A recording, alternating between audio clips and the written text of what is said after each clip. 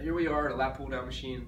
A couple important cues that I'll give you with this to make sure you minimize potential for irritation of the shoulder or the lower back. I give the same cue with each of these movements, and it starts with lower back position, making sure as you go through that pulling down, you're not letting yourself just drop into a deep curve or hyperextension in your lower back. So as I come to this lat pull down, as far as width, right, if I go just up from where my shoulders are positioned, I try and go a little bit wider than that. I don't need to go where this grip is all the way out here, but I want to go just beyond, because that's typically a little bit more of a comfortable position for my shoulder.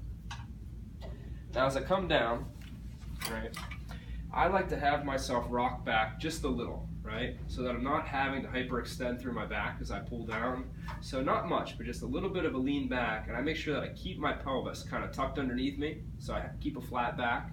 Now as I pull down, I want you to watch my shoulder from the side. So as I come down, the lower that I get, right, a lot of people try and touch all the way to their chest. If I go really low, my shoulder will start to tip forward, and that'll create a little compression on the top of the shoulder.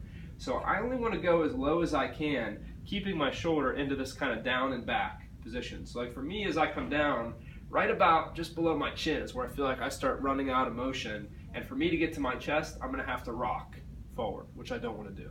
Right? So as I come through this motion, lean back slightly, make sure my back, lower back is a little bit flat, and I'm pulling straight down, just in front of my nose, just below my chin, just to where I can keep my shoulder blades in that down and back position. Pause, and then back up slowly. So for me, I'm always going to do a very slow negative or eccentric. So as I do this in the gym or in this machine, as I sit back, I'm going to come down in a controlled manner, really focus on my shoulder blades, pull down and back, and then 1, 2, 3, 4, going up. And when I get to the top, I never let my shoulder blades relax and hike up towards my ear. I kind of always maintain a little bit of this downward positioning of my scapula to set it into a little bit of that down and back position. Now another thing to mention is with anyone who has shoulder pain, right, sometimes going in different positions or different angles of your hands is better.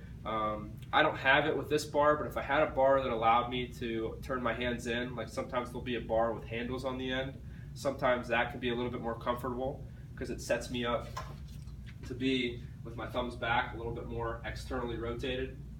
So those are options if you have any different variations that you can do with the bar, or even go into a single-handed handle. So I might as well just show here while we're talking about it. So I'm just going to use this guy. Oh, here we go.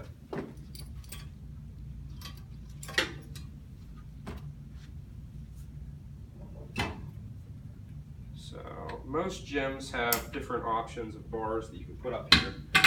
So if I go to more of a single arm handle, this is another way. One, I can bias one arm at a time, so if I have any shoulder pain or problems, this is a little bit easier. And same concept here, right?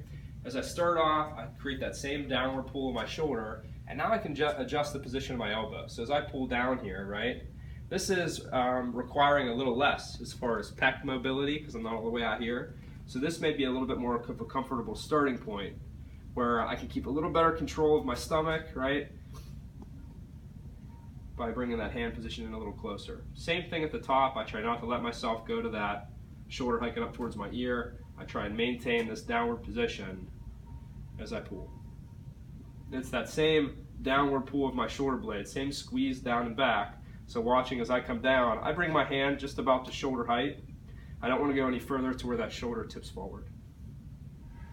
So single arm is a little easier position to work around any tightness in the shoulders if your body doesn't necessarily have the mobility to be comfortable way out here.